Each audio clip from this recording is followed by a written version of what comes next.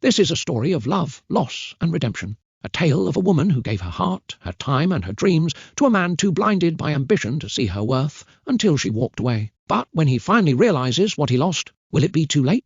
Or can love find a way back, even after everything? Get ready for a journey filled with heartbreak, hope, and the power of second chances.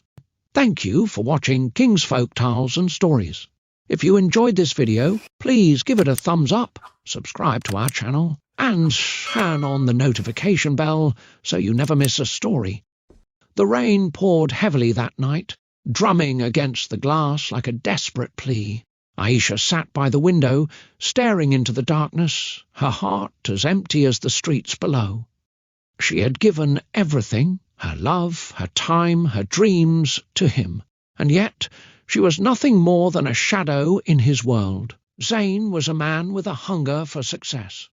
He built his empire brick by brick, fueled by ambition and the desire to prove himself. Aisha had stood beside him through it all, believing in his dreams more than he believed in her. She had sacrificed sleep to make sure he ate, had set aside her own dreams so he could chase his, had endured loneliness just to be called his. But Zain never noticed. Not truly. He spoke of deals and deadlines, of meetings and achievements. He smiled at her absently, kissed her forehead like a duty, and whispered empty thank yous when she placed food in front of him. Aisha convinced herself it was enough. That love meant giving, even if it meant receiving nothing in return, until the night she broke. It was supposed to be a small celebration. Zain had finally secured the biggest deal of his career, and Aisha had prepared his favourite meal, lit candles, and even worn the dress he once said he loved. She waited, the clock ticking louder with every passing minute. Midnight came and went. No call, no message, nothing. At 2 a.m. the door finally opened. Zain stepped in, his suit slightly wrinkled, his tie loosened. His phone was in his hand, his eyes scanning the screen, completely unaware of the cold food, the melted candles, and the woman who had waited for him like she always did. Aisha swallowed the lump in her throat. "You didn't call." Zain glanced at her briefly, then back at his phone. "I was busy, Aisha." She took a deep breath, gripping the edge of the table. "I made dinner. Not hungry." His voice was casual, dismissive. Like she was an afterthought, like she was nothing. Something inside her snapped. The silence that followed was heavier than the storm outside. Aisha stood, her fingers trembling as she reached for her necklace, the one he had given her years ago when love still had meaning. She unclasped it, let it fall onto the table with a soft clink, then stepped away. Zain finally looked up. "What are you doing?" Her lips curled into a bitter smile. "Walking away." He frowned, as if the words confused him. "Aisha, don't be dramatic. You know how important this deal was." "I know," she whispered, her voice hollow. "I've always known." She picked up her bag, her heart pounding in her ears. For the first time, she wasn't waiting for him. She wasn't hoping he would see her. She was choosing herself. And Zain? Zain simply watched. It wasn't until the door closed behind her that he felt the first crack in his perfect world. Days passed, then weeks. Aisha's absence was a ghost in every corner of his house. He reached for his phone out of habit, only to realize there were no good morning texts, no reminders to eat, no warmth waiting for him. He convinced himself he was fine, but the silence screamed louder than anything he had ever heard. Zain buried himself in work, attending meetings, closing deals. But at night, when he returned to his empty home, the truth clawed at him. He had lost her. No, he had pushed her away. And now he didn't know how to bring her back. But he had to try. He had to fight. Because for the first time in his life, Zain realized success meant nothing if he had no one to share it with. And Aisha was the only thing that had ever truly mattered. He just hoped he wasn't too late. Zain sat in the dimly lit apartment, staring at the empty chair across from him. the chair where Aisha used to sit, her soft voice filling the silence, her laughter turning the dullest days into something warm. Now the silence was unbearable. His fingers tightened around his phone. He had typed out a dozen messages, but none felt right. How do you ask for forgiveness when you've spent years ignoring the person who gave you everything? How do you bring back someone who finally chose themselves over you? His thumb hovered over the call button. His heart pounded, but he hesitated. Would she even answer? Zane exhaled sharply and threw the phone onto the table. He ran a hand down his face, frustration clawing at him. He had built his entire life on control, on knowing exactly how to get what he wanted. But this was different, because Aisha was not a deal to negotiate. She was a woman who had loved him, suffered for him, and finally walked away. And maybe she was better off without him. Aisha stood by the cafe window, her hands wrapped around a warm cup of tea. The city outside was alive, cars rushing past, people laughing, the scent of fresh rain in the air. But inside, she felt numb. It had been weeks. She should feel free, should feel proud of herself for finally choosing to leave. Then why did her heart still ache? She had deleted his number, erased the pictures, and locked away the memories. But no matter how much she tried, she couldn't erase the years, couldn't silence the part of her that still wondered if he had even noticed she was gone. A soft sigh escaped her lips. Of course not. Zane had always been too busy for things like love. But she was wrong. Zane had noticed, and he was losing his mind. Days turned into nights, and yet she never called, never showed up, never left even the smallest trace of her existence in his world. It was like she had vanished, and for the first time he understood what it meant to be truly alone. One evening he found himself driving aimlessly through the city. His mind raced, his heart heavy. He passed by places they had once gone together. The bookstore where she had spent hours browsing, the park where she had once pulled him into the rain just to dance. And then, as if fate itself was mocking him, he saw her. Aisha. She was sitting by a cafe window, staring at nothing, lost in thought. The soft glow of the streetlights framed her face, and for a moment Zane forgot how to breathe. She looked different, not in a way that showed she had moved on. No, there was something else, a tiredness in her eyes, a quiet sadness in her posture. Zane swallowed hard. Had he done this to her? The realization hit him like a punch to the gut. He had spent years chasing success, building his empire, believing that love was something that could wait. But love had waited, and then it had walked away. Zane pushed open the car door before he could stop himself. His heart pounded as he crossed the street, his feet moving faster, desperate. He had to say something, had to make her see, but just as he reached the cafe entrance, Aisha stood. She grabbed her coat, her movements slow, distant, like someone carrying an invisible weight. Then she walked toward the door, her head down, her mind somewhere else.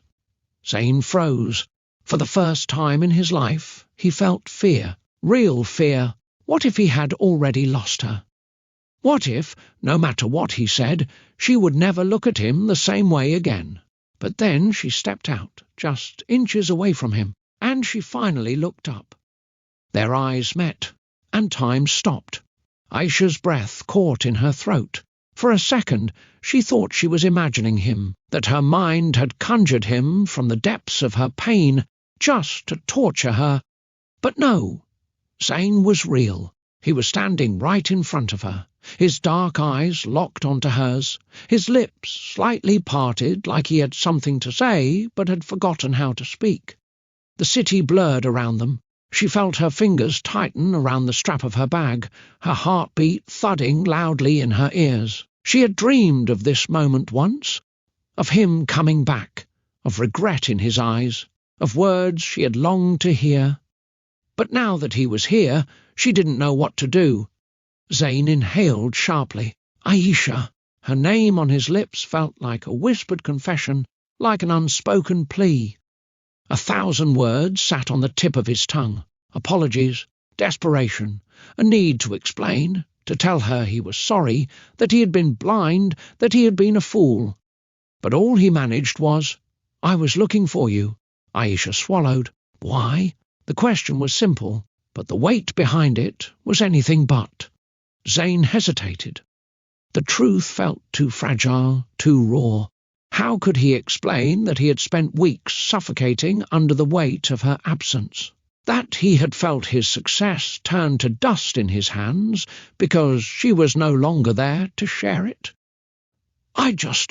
He ran a hand through his hair, exhaling. I needed to see you.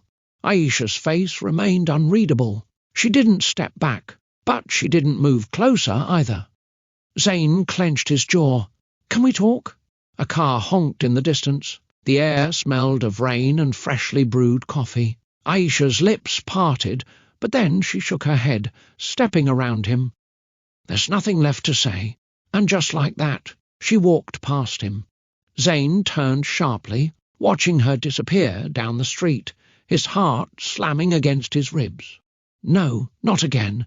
His body moved before his mind did, his feet quickening into a run. Aisha, wait!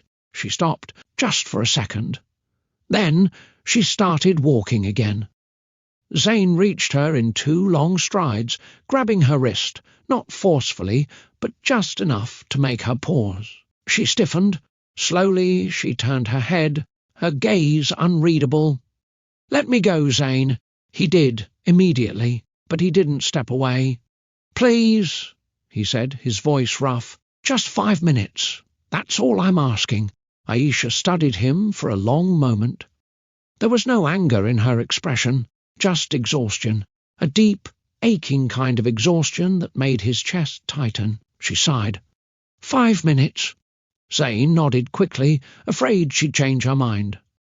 They walked silently, side by side, until they reached a quiet bench near the park. Aisha sat first, her hands folded in her lap. Zayn hesitated before lowering himself beside her, careful to leave space between them. For the first time in his life, he didn't know where to start. Aisha stared ahead, waiting. You have 4 minutes left. Zayn let out a breathless laugh, but it wasn't out of amusement. It was out of panic, because he could feel her slipping further away, and he had no idea how to stop it. I miss you, he finally admitted. The words came out uneven, like they hurt to say. And maybe they did, because admitting it made it real. Aisha's face didn't change. That's not enough. Zayn flinched. Of course it wasn't. He had spent years giving her crumbs of attention, expecting her to be there, waiting. Now he was the one waiting. Then tell me what is, he said, his voice quieter. Tell me what to do, Aisha. She finally looked at him, and when she did, he felt like she could see every regret, every mistake, every moment he had failed her. You can't fix this with words, Zayn. Her voice was steady, but there was pain underneath. You can't just miss me when I'm gone. You should have seen me when I was there. Her words sliced through him like a blade, and before he could even think of what to say, she stood. Zayn panicked. He reached for her, but stopped himself. He had no right. Aisha turned to face him one last time. Goodbye, Zayn, and then she was walking away again. This time he didn't chase her. He sat there, frozen, watching the only thing that had ever truly mattered slip away into the night. But this wasn't over. Zayn had made a mistake once. He wouldn't make it again. Zayn sat on the bench long after Aisha had disappeared into the night. The weight of her words clung to him, suffocating, unbearable. You can't just miss me when I'm gone. You should have seen me when I was there. He buried his face in his hands. He had never felt this kind of emptiness before. Success had always been his armour, shielding him from loss, from regret. But now His empire felt meaningless. The deals, the money, the power, none of it could bring Aisha back. And for the first time, he realized just how much he had taken for granted. He couldn't let this be the end. Zane stood abruptly, his heart pounding. If words weren't enough, then he would prove it another way. But how? How do you fix something that's already broken? Aisha stood in front of her apartment door, her hand shaking as she turned the key. The moment she stepped inside, the silence wrapped around her, cold and suffocating. She dropped her bag and leaned against the door, closing her eyes. Zane's face haunted her, the way he had looked at her, the desperation in his voice, the pain in his eyes. She wanted to believe him, wanted to believe that he finally saw her, but she had spent years hoping for that moment, and she had learned the hard way that hope could be a dangerous thing. She had to let him go. She had to let herself heal. And yet, why did it still hurt so much? The next morning, Aisha woke up to an uneasy feeling in her chest. She tried to push it aside as she got dressed, as she made herself tea, as she stepped outside to go to work. But the moment she turned the corner, she froze. Zane was there, standing by her car, hands in his pockets, looking like a man who hadn't slept. Aisha's heart clenched. She took a deep breath and walked toward him, keeping her face blank. "What are you doing here, Zane?" His eyes locked onto hers. "I meant what I said, Aisha. I'm not giving up." Aisha clenched her fists. "You don't get to decide that." "I know," he admitted, "but I also know that I've already lost you once, and if I have to prove myself, I will." She shook her head, exhaustion washing over her. "It's too late." Zane exhaled. "Then I'll wait." Aisha's eyes narrowed. "For what?" "For you to believe, Ma'am." His voice was steady, unwavering. Something inside her wavered. She hated that part of her, still wanted to trust him, still wanted to believe he could change. But people don't change overnight. She tightened her grip on her car keys. "You can wait all you want, Zane, but I'm not coming back." He didn't flinch. "We'll see." Aisha turned away quickly, getting into her car, forcing herself not to look back. But even as she drove away, she couldn't shake the feeling that this wasn't over, that Zane wasn't going to disappear this time, and that, somehow, it terrified her more than losing him ever did. Aisha stood frozen, Zane's words hanging in the air between them. Maybe actions can change the future. A part of her wanted to believe him, wanted to step closer, to let herself feel again. But another part of her, the part that remembered every lonely night, every forgotten promise, held her back. She met his gaze, and if I can't believe in that... Zane swallowed hard. "Then I'll keep proving it until you can." His voice was steady, but there was something raw beneath it, a quiet desperation, a plea. Aisha turned away, gripping the railing of the steps. The past wasn't something she could erase. The pain wasn't something she could forget overnight. But could she let herself hope? Could she take the risk of loving him again? Days passed, then weeks. Zane didn't disappear, but he didn't push either. He simply stayed. At first, Aisha thought it was just another act, a game of patience. But he didn't ask for anything, didn't expect her to forgive him instantly. Instead, he showed up in quiet ways. When he found out she had a late shift, he left coffee outside her door. No name, no message, but she knew. When her car broke down, he was there before she even had to call for help. He didn't try to make it a grand gesture, he just handed her his keys and told her he'd take care of it. When she finally decided to visit an old bookstore she loved, she saw him there, sitting on the floor, reading the very book she had once begged him to read years ago. Zane was changing, not through words, through actions, through time. And Aisha felt her walls cracking, but fear still lingered, because love had hurt before. and she didn't know if she could survive breaking all over again. One evening rain poured heavily as Aisha stepped out of her office. The streets were nearly empty, the storm relentless. She wrapped her coat tighter around herself, rushing to find a taxi. But just as she reached the curb, headlights flashed. Zain. He stepped out, the rain drenching him instantly. Aisha frowned. Zain, what are you doing here? He ran a hand through his wet hair, his chest rising and falling. I was just... He let out a breathless laugh. I don't even know. I just had this feeling you'd be working late. Aisha stared at him. His suit was soaked, his hair dripping. He looked ridiculous. And yet... Her heart ached. Zain had never been the kind of man to wait in the rain, yet here he was, for her, again. She sighed, shaking her head. You're an idiot. His lips curved slightly. Maybe, but at least now I'm an idiot who knows what's important. Aisha felt something inside her shift, a deep, terrifying pull in her chest. This was real. This was different.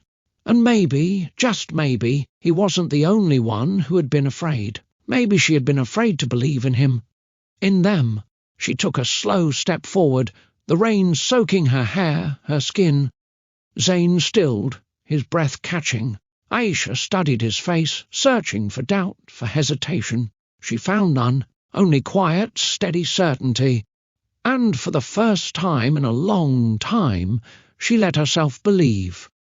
She exhaled. Take me home. Zain blinked. Then slowly he smiled, not the smug, overconfident smile he once had, a real smile, a hopeful one. Always.